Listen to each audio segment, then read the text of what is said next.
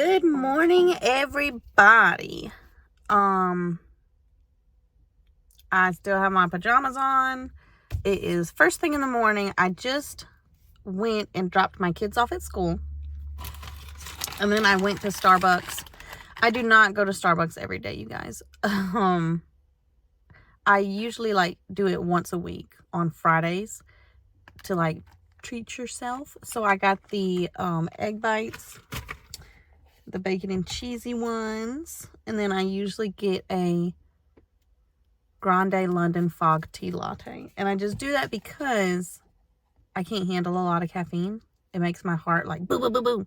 So I stick with the tea, which still has caffeine but not as much. And I've been thinking about the idea of trying some decaf drinks at Starbucks, but I just really don't like coffee. And so I feel like I look really busted right now. So I'm gonna go inside. It is almost 8 o'clock. 8 o'clock is when my official day starts. So I'm gonna get ready, fix my face, and then you will see what my day is like. A normal day for a virtual remote teacher. All right, you guys, so I feel a little more professional now. I'm dressed, got a little bit of eye makeup on. And so one of the first things I usually do when I get home is I will light a candle, especially now that it's fall, and it will put me in the mood to work, I guess. I don't know. So I have this candle right now. I'm lighting white pumpkin oak wood, and it smells divine. So I'm going to show y'all my setup. And I'm sorry if this video is super informal. I've been saying that I was going to make this video for a long time, and then I just haven't because I'm so comfortable in my house. And it's do I want to show people? This feels really intimate. So I'm going to show you my setup and then just give you the true facts of what my life is like working as a remote teacher. Now, I know it's not fancy, but this is my little nook, okay? So I have my monitors set up. Let me check this real quick. So I have my dual monitors. I always have to have a notebook because there's so many things that you have to remember, do, say, whatever, check off. I have a huge to-do list every day. So I always just have that handy. If you don't have a laptop stand, you guys, I got this on Amazon, and it just picks my laptop up to the perfect level where I'm not looking down and typing down. I really love that. And then these Cloud Bliss cushions for my chair, chef's kiss. You really need chair cushions. So, this is where I spend a lot of my time, but I try not to spend all of my time here because I like to move around the house and I don't want to spend all day in this little corner. So I usually always spend my mornings here, but then I'll go sit on the couch or sit on the bed or sit outside, and I'll show you usually the times when I go and do those things. All right, so I wanted to give you a schedule. What does my daily schedule usually look like? So I usually wake up and take my kids to school, but I'm always home by 8 o'clock, okay? Because my work day is from 8 o'clock to 4 o'clock. So at 8 o'clock, I get on my computer, and usually the first thing that I do is I check emails and try to respond to as many emails as I can.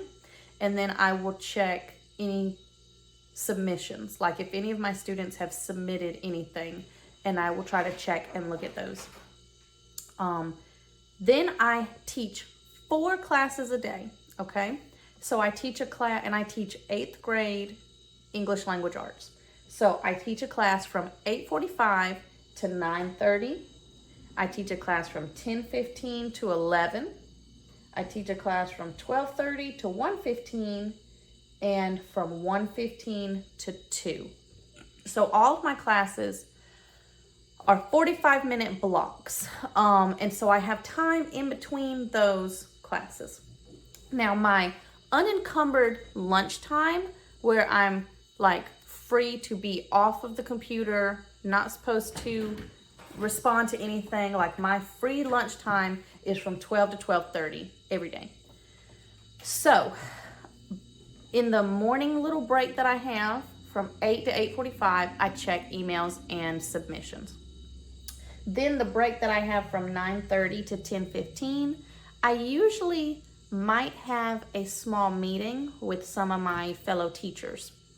If I don't have a meeting, then I will work on lesson plans for the next day or lesson plans for the next week. I usually will be focused and energized to look at lessons and do lesson planning in that little block. Then I have a big block, I have a big break from 11 to 12:30. But from 12 to 12:30 is that lunchtime. So from 11 to 12, I have an hour. And in that hour, I just do a lot of various things. I will make phone calls or send text messages to learning coaches, which are like parents. I will try to do my parent contacts. I will grade stuff. I have a caseload of about 120 students. So I have a lot of grading to do. So I will grade things at that time. And then I'll just do more work on lesson planning or creating material for my students every day in that hour from 11 to 12. And I always have plenty of stuff to do, especially with, I try to call every student in my homeroom once a month and sometimes more.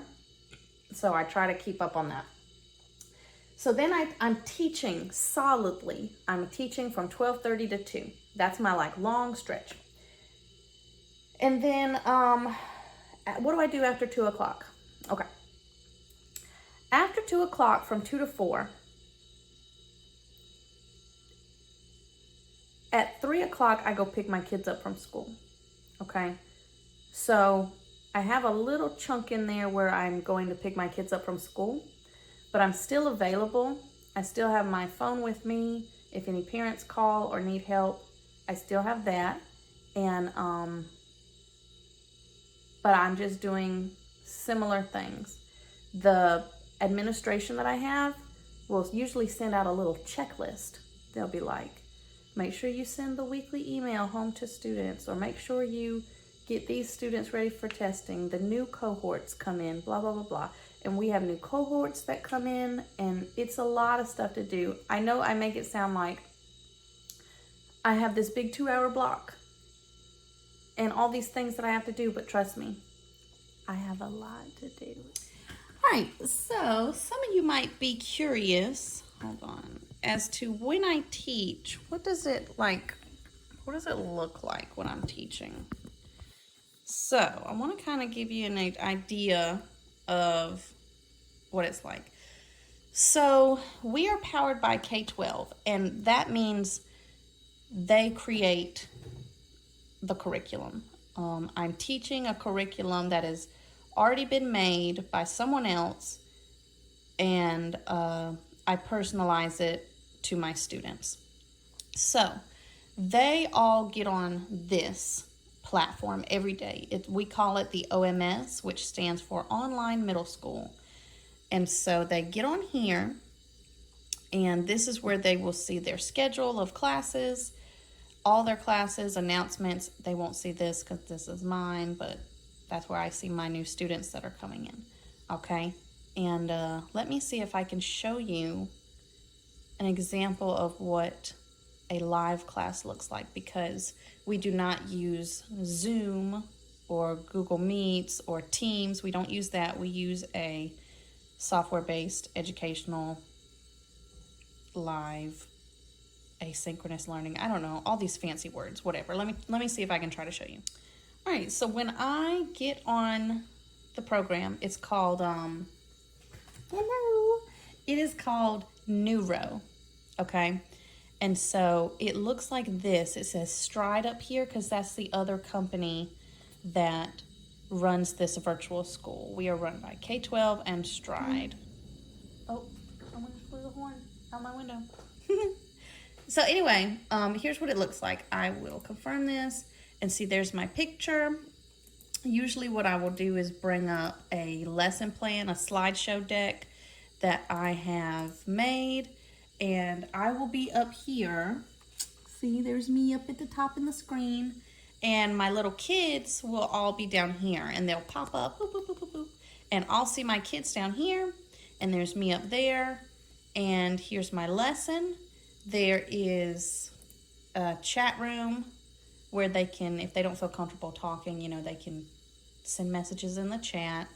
But it looks like this, and then I do my little lesson, stuff like that. So they can interact a lot of ways on Neuro. It's called Neuro. So they can, you know, there's polling tools, and they can use a pointer, or they can draw on the screen if I allow them to. And so this is where, when I say I'm doing a live class, this is where it is happening, in this. And so on this monitor over here, I'll usually have my notes pulled up, or my slideshow with notes written on it to make sure I ask certain questions and things.